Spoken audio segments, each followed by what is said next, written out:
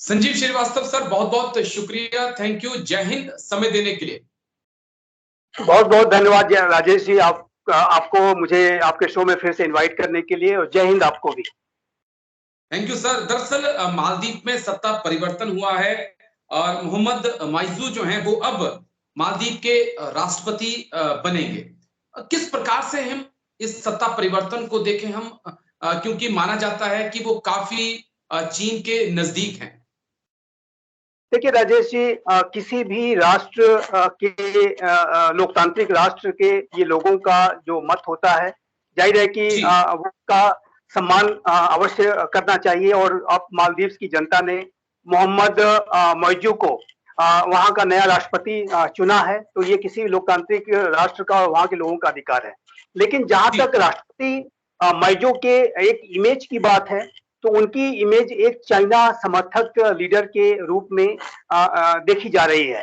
और इसके पहले जो राष्ट्रपति सोले थे, वो भारत के प्रति उनका जो रवैया था वो काफी सकारात्मक था, और वो चाइना स्केप्टिक्स के रूप में देखे जाते थे। चाइना को लेकर के उनके उनके अंदर एक रिजर्वेशन रहा करते थे, और भारत से वो जाहिर है कि वो एक क्लोज रिलेशनशिप, एक क्लोज पार्टनरशिप डेवलप करने में सफल रहे थे।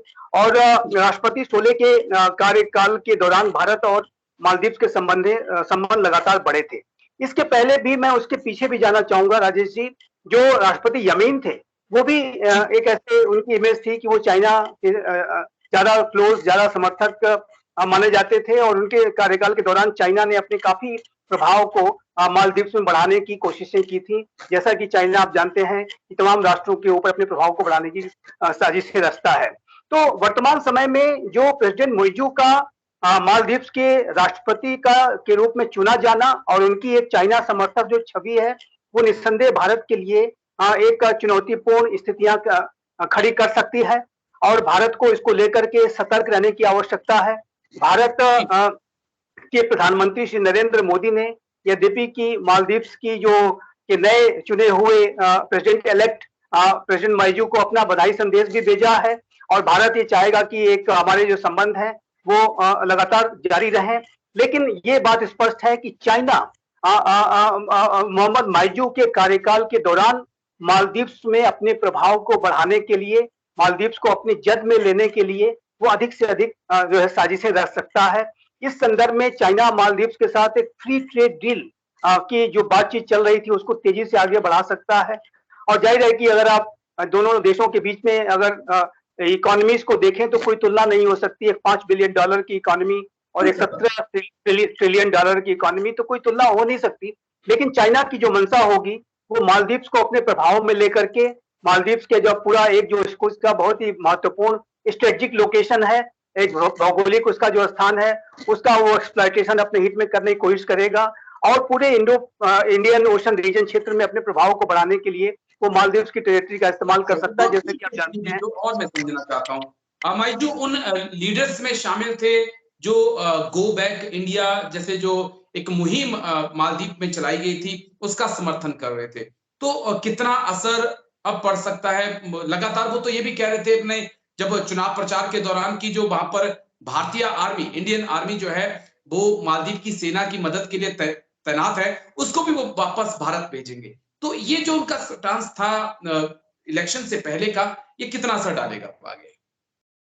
देखिए राजेश जी, इंडिया आउट का जो उनका पूरा एक फोकस रहा पूरे कैंपेन के दौरान, ये तो बात सच है।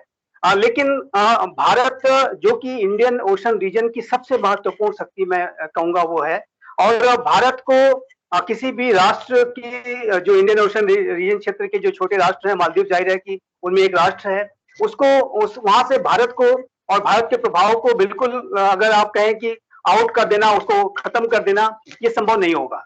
और दूसरी बात मैं यहाँ पर यह भी कहना चाहूंगा कि जब कोई भी जो इलेक्शंस होते हैं, तो उसमें कैंपेन के दौरान अनेक रिटोरिक्स का इस्तेमाल किया जाता है, अनेक तरीके के प्लैंक इस्तेमाल किए जाते हैं, अनेक तरीके की बातें कही जाती हैं, जो कि कई बार वो एक्सट्रीम पे होती है।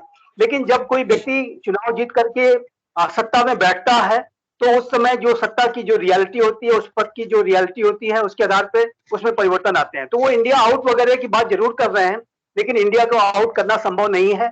और भारत का जैसे कि मैंने कहा इंडियन ओशन रीजन क्षेत्र में भारत सबसे महत्वपूर्ण शक्ति है।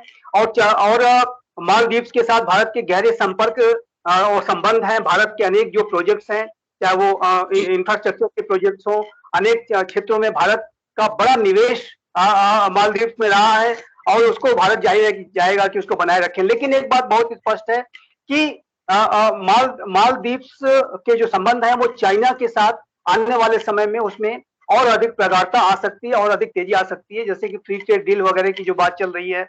उसके अलावा चाइना अनेक तरीके के नए इनिशिएटिव्स लॉन्च कर सकता है, जिससे कि वो मालदीव्स को अधिक से अधिक अपने डेट ट्रैप में फंसा के सके, वहां पर उसको लोन्स वगैरह अधिक प्रोवाइड करा करके इंफ्रास्ट्रक्चर डेवलपमेंट वगैरह के नाम पे वो मालदीव्स को अधिक से अधिक अपनी जद में लेने की कोशिश कर सकता है। जैसा कि आपने देखा था कि हम्बन टोटा का जो एग्जाम्पल है श्रीलंका का, तो उसी तरीके के जो अनेक जो इंफ्रास्ट्रक्चर और बिल्ड और अनेक तरीके की जो प्रोजेक्ट्स के लालच को दे करके, और जाहिर है कि एक प्रो चाइना राष्ट्रपति होने की वजह से उसे इसकी मंजूरी भी आसानी से मिल सकती है, तो चाइना इसको एक्सप्लॉइट करने की कोशिश करेगा। चाइना के बारे में एक बात मैं और जिक्र करना चाहूंगा।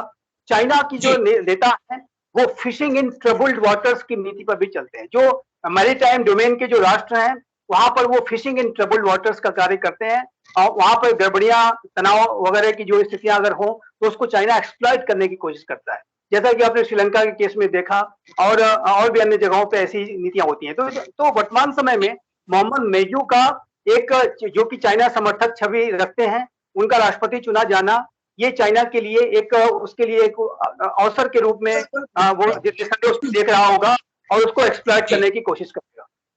मैं 2-3 चीजें जो जल्दी से और आपसे समझना चाहता हूं। एक, जो मालदीव के ऊपर टोटल कर्ज है उसका 70% हिस्सा चीन का है, किस प्रकार से देखें। और दूसरा, जो भारत का व्यापार है उसका 90% हिस्सा जो है वो मालदीव के आसपास से गुजरता है। तो इस सत्ता परिवर्तन के बाद इसमें क्या बदलाव हो सकते हैं या कुछ चुनौतियां आ सकती हैं? देखिए, मालदीव्स चाइना अपने कर्ज के जाल में फंसाने की वो लगातार कोशिश करता रहा है। मालदीव्स को जो है बड़े कर्ज दे करके वो मालदीव्स में अपना प्रभाव, अपनी डेब्ट ट्रैप डिप्लोमेसी को उसने मालदीव्स में भी किया है। और उसको ध्यान में रखते हुए भारत को भी मालदीव्स के संबंध में और पूरे इंडियन ओशन रीजन के क्षेत्र में मैं कहूंगा कि अपनी जो इकोनॉमिक डिप्लोमेसी है उसको और तेज गति से आगे बढ़ाने की जरूरत है। श्रीलंका के केस में हमने बहुत ही शानदार तरीके का अपना एक उदाहरण प्रस्तुत करते हुए श्रीलंका को फौरी राहत दी। श्रीलंका को हमने $4 बिलियन की मदद पहुंचाई थी, और श्रीलंका को क्राइसिस में जो फर्स्ट रिस्पॉन्डर के तौर पे भारत सामने आया था, और भारत ने श्रीलंका को अपनी पूरी होल हार्टेड मदद दी थी। तो उसी तरीके से जो इंडियन ओशन रीजन क्षेत्र में भारत के जो भी छोटे पड़ोसी राष्ट्र हैं, उनके संदर्भ में अपनी इकोनॉमिक डिप्लोमेसी को और अधिक प्रगाढ़ और अधिक गहरा और अधिक शार्प करने की आवश्यकता है। और भारत को चाइना के चैलेंज को ध्यान में रखते हुए निसंदेह अपनी इकोनॉमिक डिप्लोमेसी को बढ़ाना होगा, और उसमें जो विश्व के अन्य लोकतांत्रिक राष्ट्र हैं, यूनाइटेड स्टेट्स ऑफ अमेरिका हो, यूरोप हो, अन्य जो भी राष्ट्र जो कि पूरे इंडियन ओशन रीजन क्षेत्र में, पैसिफिक ओशन रीजन क्षेत्र में चाइना के बढ़ते हुए मंसूबों, उसके उपनिवेशवाद, उसके आधिपत्यवाद, विस्तारवाद की ओर से चिंतित हैं, उन सभी को साथ में मिलकर के काम करना होगा और इन छोटे राष्ट्रों को मदद पहुंचानी होगी। जो क्वाड का जो इनिशिएटिव है या जो अन्य इनिशिएटिव लोकतांत्रिक राष्ट्र ले रहे हैं, उसमें लो एंड मिडिल इनकम कंट्रीज को अधिक से अधिक कैसे मदद पहुंचाई जाए, उन्हें कैसे एक कंस्ट्रक्टिव उनको मदद पहुंचाई जाए, उनको कर्ज के जाल में न फंसा करके उनके विकास के लिए जो राहत हो सकती